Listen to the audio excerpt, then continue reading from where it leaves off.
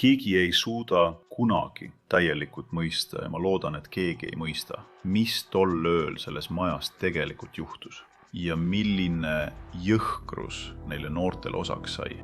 Hiljuti avaldatud lahanguraportid paljastavad õudused, mis toimusid King Roadi majas ning seda, mida 4 ohvrit, Mary, Kaylee, Ethan ja Zena, pidid taluma. Me vaatame läbi raportid ja uurime, mida need räägivad väidete kohta, et mõrvades võis olla rohkem kui üks tapja.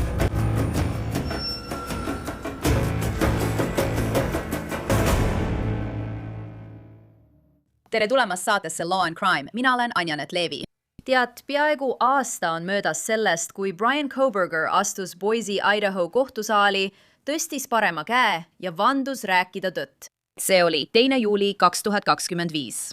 Ja pärast seda, kui ta oli peaaegu 3 aastat oma süütust kinnitanud ning alguses väitnud, et ootab oma õigeks mõistmist, tunnistas Kohberger üles Maddie Mogany, Kelly Gonzalvese, Ethan Chapini ja Zana Kornotli mõrvad. Oleme sellest juhtumist rääkinud rohkem kordi, kui ma suudan kokku lugeda siin Law and Crime'is ja Law and Crime'is.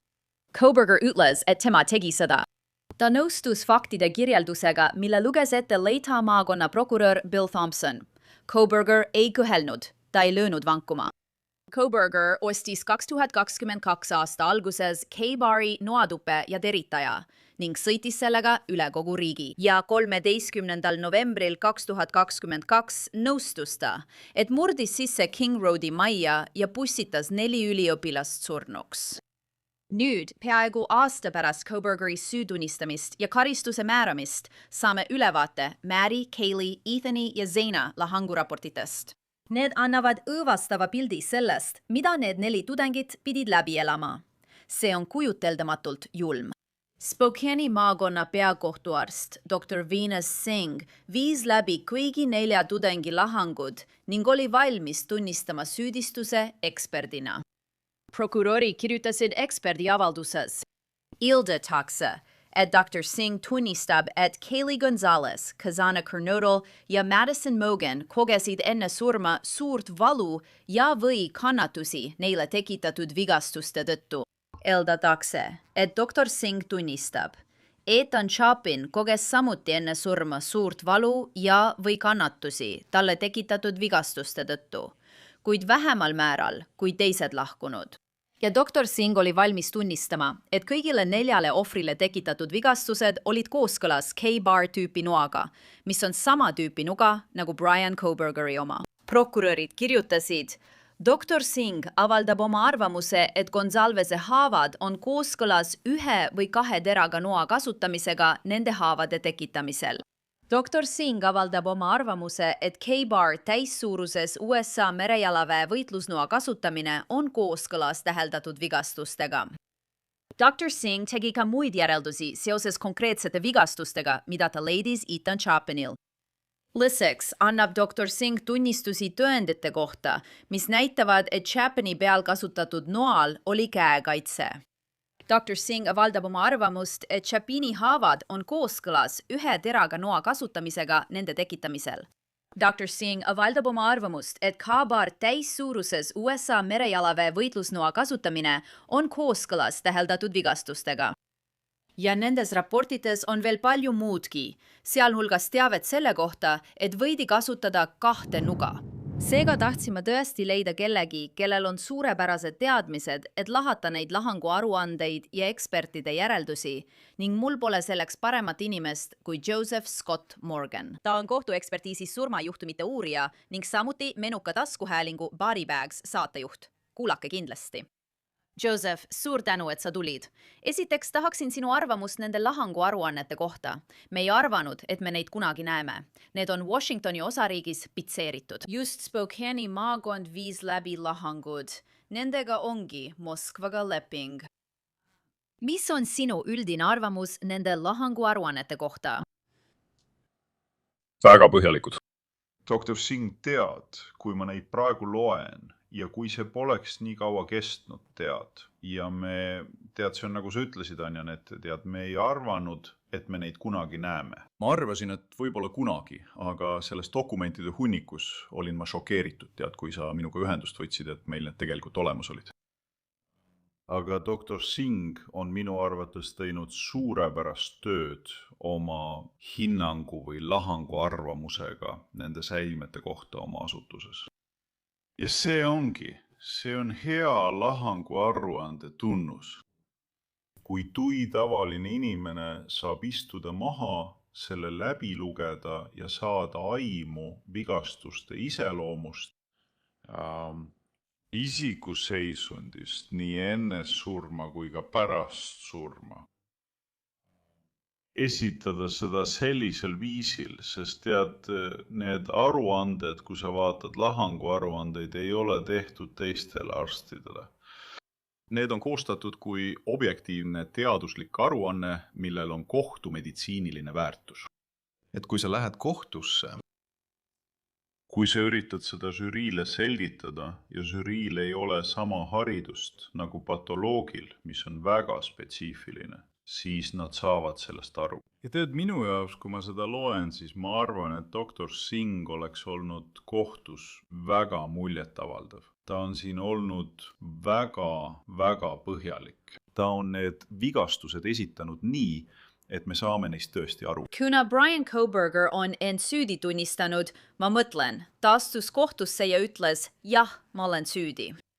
Kohtunik küsis temalt otse, kas sa tunnistad end süüdi, sest oledki süüdi? Ja ta vastas, jah, ta ütles, et tegi seda. Ja sellest ajast alates, viimaste kuude ja nädalate jooksul, on inimesed hakanud igalt poolt välja ilmuma. Kaitseekspert Dr. Turvey ütles, et pidi olema 2 tapjat ja 2 relva ning sisuliselt 2 nuga. Ma intervjueerisin Chris Whitcombit. Ta kirjutas raamatu ja tsiteeris sealt kõiki neid materjale, kõiki neid dokumente ja muud sellist ning töötas selle raamatu kallal koos Dr. Turveyga. Ja nad on veendunud, et Brian Kohberger ei teinud seda. Aga ma tahan teile ette lugeda midagi, mida Dr. Singh, ilmselt üks tema arvamustest, mille kohta ta oleks tunnistanud, kui see juhtum oleks kohtusse jõudnud.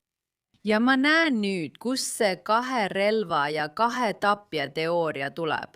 Ja me toome selle ekraanile. Dr. Singh annab oma arvamuse, et Kurnotli haavad on kooskõlas sellega, et nende põhjustajaks oli kas 1 või 2 teraga nuga. Lisaks võib noa käepide või ots seletada sakilisuse ilmnemist mõnel Kurnotli näohaaval. Dr. Singh arvab, et see sakilisus võis olla põhjustatud sellest, et Kurnotli võitles ja või hoidis või puudutas nuga ning või kätt, mis nuga hoidis, mis põhjustas vigastuse. Dr. Singh annab oma arvamuse, et Khabar täissuuruses USA merejalaväe võitlusnoa kasutamine on kooskõlas täheldatud vigastustega.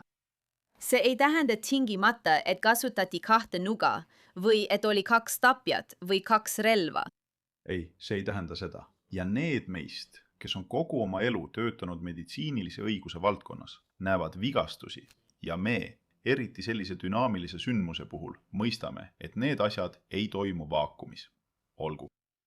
Sul on inimesed, kes reageerivad. Sul on isikud, kes võitlevad vastu. Sul on toimepanija, kes on veretöö keskel. See ei ole midagi kliinilist nagu operatsioon.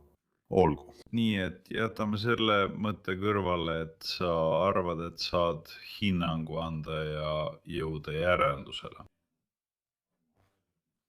Mis ütles lõplikult, et toimepanijaid on 2 või relvi on mitu. Sest see lihtsalt ei ole tegelikkus. Nüüd, see on kaitseülesanne. Olgu, kaitseülesanne on tekitada mõistlikku kahtlusteks. Ma mõtlen, nii meie süsteem töötabki. Aga ma arvan, et kui sa hakkad mõtlema selle noa olemuse peale, millest me räägime, selle relva, selle K-paari peale, siis see on sõjarelv, eks ole. Ja sellel relval on need pinnad. Need ei ole staatilised, teatud mõttes nad on staatilised, aga mida ma öelda tahan on see, et sul on 1 tera. Terats on veidi kaardus. Sellel on veresoon, sellel on nürikülg. Siis on sul käekaitse, käepide on tekstuuriga ja soontega ümber mäitud. Muide, kui sa keerad selle noa otsa peale, Selle noa tagumist otsa saab tegelikult kasutada haamrina. Ma soovitaksin kõigil seda asja vaadata ja näha, et sellel on mitu kasutusvõimalust. Sellepärast on see sõjaväeline universaalnuga, sest kui merejalaväelased selle noa vahetult enne teist maailmasõda välja töötasid, siis ma arvan, et see läks kasutusse. Nad teadsid, et meie mehed, kes võitlevad, vajavad midagi, millega nad saavad kaste avada, eks ole. Et nad saavad sellega asju lahti kangutada. Nad saavad sellega tegelikult ka asju raiuda, kui nad üritavad lahingupositsiooni luua. Ja muide, nad saavad selle asjaga tegelikult ka kaeriku sõda pidada. Nii et kui kasutada ainult käepidet, kui sa hoiad nuga, saad sellega tegelikult niimoodi lüüa. Sa saad selle ümber pöörata, sa saad sellega taguda. Sa pöörad selle jälle ümber, sa saad sellega torgata, sa saad sellega lõigata, sa saad tõrjuda, kui keegi ründab. Nii ja mõtle, milline vaatepilt selles majas tõenäoliselt avanes. Vähemalt võib öelda, et see oli veresaun. Mitte miski sellest ei juhtunud vaakumis. Nii et kui sa üritad mingit järeldust teha, siis jõuad järeldusele, et kasutusel oli rohkem kui üks relv. Ma arvan, et sul on veel pikk tee minna, et seda tõestada. Ja üks relv või üks tapja võib kasutada rohkem kui ühte relva. Ma mõtlen, see võis olla rusikas. Isegi kui nuga kasutatakse haamrina, löögivahendina, saab ikkagi teha ka muid asju. Jah, see on võimalik. Isik võis endaga kaasa võtta veel ühe relva. Aga tead, nende järeldus ongi see, kuhu nad jõuavad. Tead, me lähme tagasi selle tupi juurde, eks. Tapp leitakse sealt magamistoost. Ja muidugi see tunnus seostab selle K-baariga, eks. Ja tõsi, meil ei ole seda nuga. Sa pead sellest aru saama. Ma ei tea, kas meil kunagi üldse on seda nuga või kas neil kunagi on seda nuga, eks? Aga küsimus, mida sa pead küsima, on, kas see on võimalik? Kas selline nuga nagu K-baar nuga sobib sellesse tuppi? Hästi. Kas on võimalik, et seda kasutati kõigi nende solvangute tekitamiseks kõigile 4 ohvrile? Ja nii, tead, jälle, ma tulen tagasi selle sõna juurde, dünaamiline. Tead, ükski neist lastest ei püsi tingimata paigal, kui see juhtub. Tead, neil on ellujäämisinstinkt, mis käivitub. Nad blokeerivad, nad reageerivad valule. Iga kord, kui nuga tungib keha kindlasse piirkonda, tekib valukeskus, kui inimene pole surnud. Nad hakkavad väänlema, nad hakkavad pöörlema. Nad hakkavad žestikuleerima igasugustes suundades selle käigus. Nad reageerivad selles mõttes. See ei ole lihtsalt nii, et sul on inimene, kes lihtsalt seisab seal. Nad ei ole paigutatud nagu paberist märklaud kuskil, kuhu sa noa sisse lööd ja nad ei reageeri. See on muidugi... Zana, ma mõtlen. Zana, me teame, et ta oli ärkvel ja võitles. Seda me teame. Ja tema, tead, nemad. Tema lahkamisaruanne või vähemalt selle kokkuvõte näitab seda. Tal oli 23. Haava tema pea nahal. Näol. Jakelal. 7 tema rinnal ja kõhul. Teate, lõike ja torkehaavad seljal. Ma mõtlen alumistel jäsemetel igal pool. See vaene tüdruk kannatas nii palju, püüdes oma elu päästa. Ma tahan nüüd liikuda edasi Kaylee juurde, sest paljud inimesed on rääkinud palju Kaylee vigastustest ja nende raskusastmest. Ta oli voodis Madi kõrval, nad olid parimad sõbrad. Tead, ka Madi kannatas muidugi väga palju. Aga Kayleel olid mõned vigastused, millele inimesed on tähelepanu juhtinud. Ja üks neist oli see, et doktor Singh pidi tunnistama, et tema suu peale oli pandud tundmatu ese. Väidetavalt oli tal magamise ajal suus ka püsireteiner. Ja tema hambad olid katki. Ja Kaylee, nagu öeldakse, sai kriimustusi ninale ja põskedele. Sinikaid silmade ümber, see on lihtsalt kohutav. Ja tal oli ka see tundmatu ese suu vastu surutud, nagu arst ütles. mis sa arvad, mis see võis olla? Ma olen juba mõnda aega arvanud, et see võis väga hästi olla noa käepide või kurjategija käe asend noa hoidmisel. Kui nuinuga sellise jõuga sisse surutakse, et see surub ja hoiab teda paigal, siis on jõudu piisavalt, et tekitada sellist vigastust. Ja tead, see vigastus on tõend sellest, et toimus selline reaktsioon. See tekitab sinna mustri, mis ilmselt on surmaeelses seisundis. See ei ole surmajärgne vigastus, mille ta sai. Ja siis on sul see kahjustus tema suus, kus tal on lahtised hambad. Ma arvan, et meil on näoluude murrud. Tead, ja see on tõesti. Näitab, kui jõhker see rünnak oli. Nüüd, kas see oli?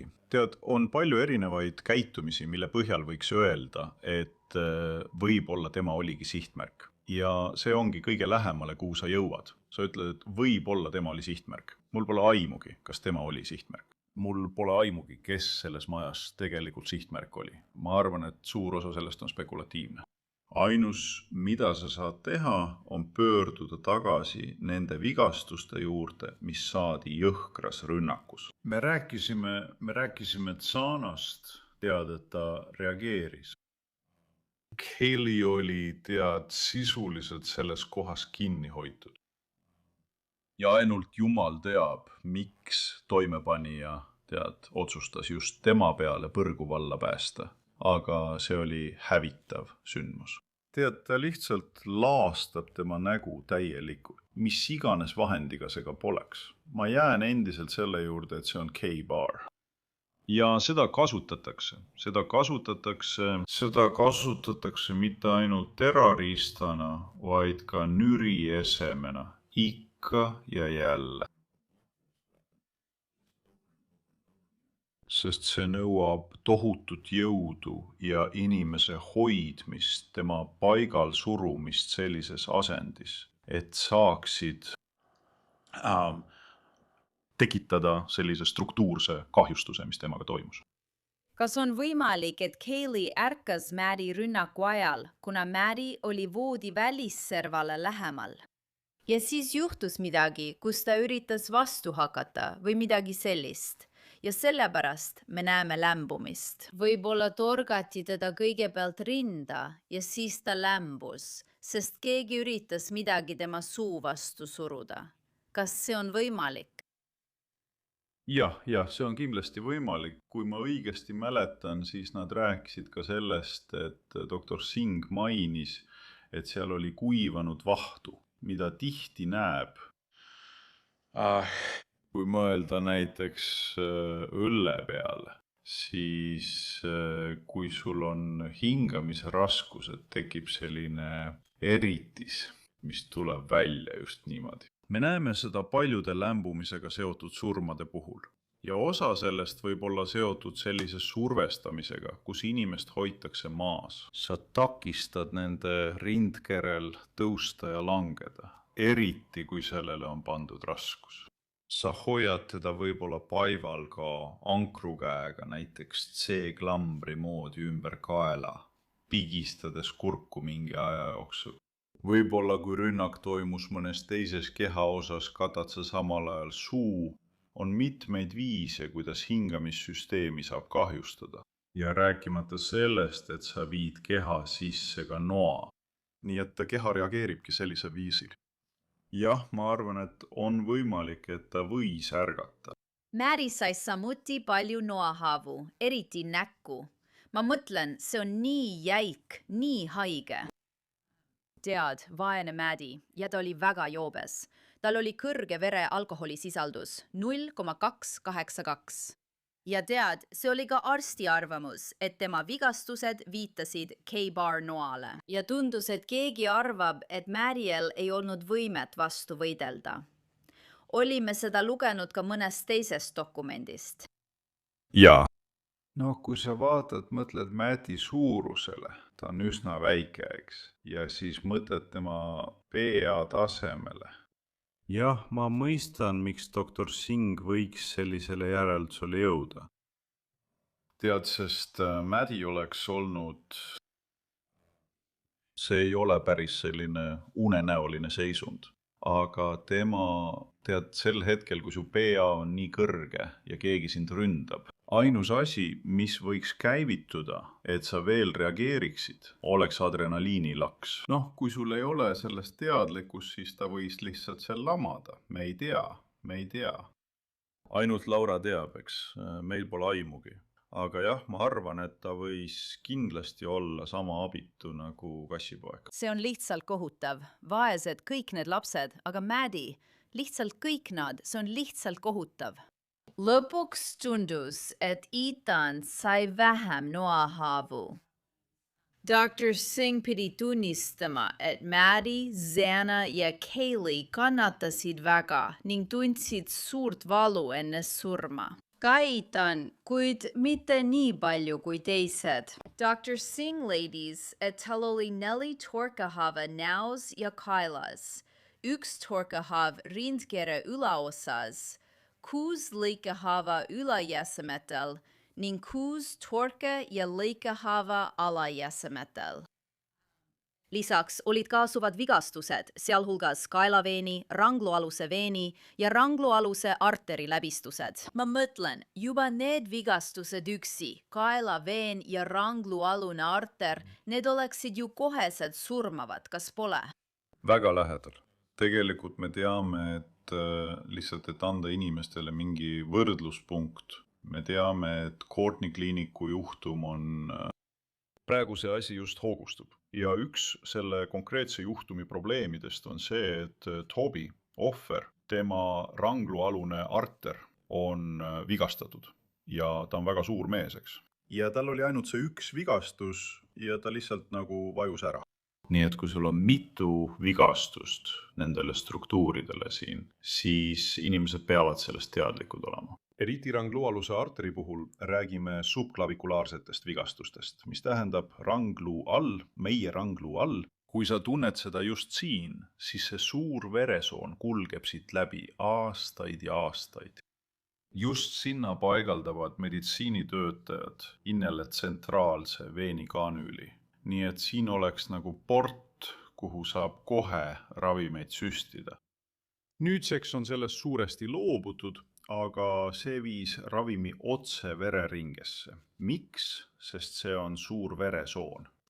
Ja kui see on kinni pigistatud ning ka kägiveen on kinni pigistatud, siis need struktuurid ise põhjustavad selle, et inimene kaotab teadvuse väga kiiresti. Kohutav.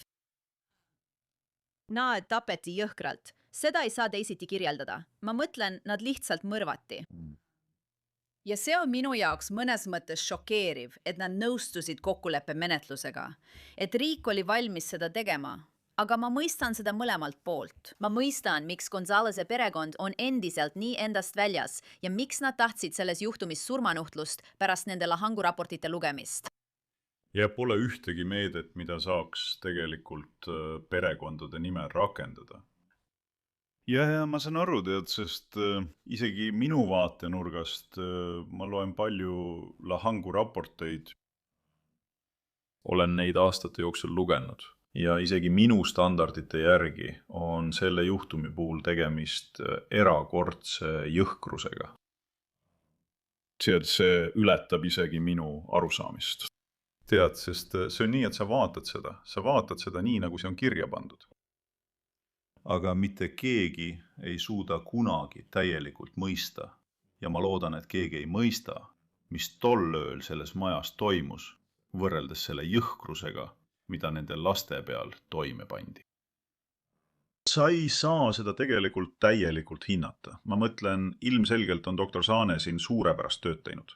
Kui seda väljendit võib kasutada, siis väga professionaalne, tõenäoliselt sobivam sõna oleks korralik. Ta suutis oma keskkonnas rahulikult istuda ja seda kõike mõtiskleda ning hoidis selle väga lühidalt ja korrastatult. Sellepärast arvan, et temast oleks saanud tõeliselt vägev tunnistaja kohtus.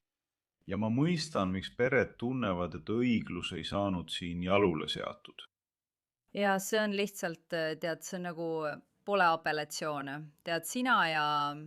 Tead, vähemalt on siin mingisugune lahendus olemas. Ei olnud mingit riski. Sul on süü tunnistamine, aga ma saan aru. Üldse mitte mingit kohtulikku avaldust, mis minu arvates, olles palju juhtumeid kajastanud, on ilmselt kõige vähem rahuldust pakkuv osa. Ja minu rahulolu pole tegelikult oluline, aga lihtsalt laias laastus ma mõtlen alati tagasi PTK-le. Teate, PTK-lt nõuti kohtus avalduse tegemist ja ta tegi seda. Ja kui te pole seda kunagi näinud, siis see on üks kõige kõhedamaid asju, mida vaadata, kus ta läheb juhtumite kaupa läbi ja antud juhul. Ma arvan, et see kohtulik avaldus oli kindlasti õigustatud. Ma ei saa aru, miks seda ei saanud niimoodi ära kasutada, välja arvatud juhul, kui nad mõtlevad tulevikus millegi juurde tagasi pöörduda. Mul pole aimugi, mis see olla võiks.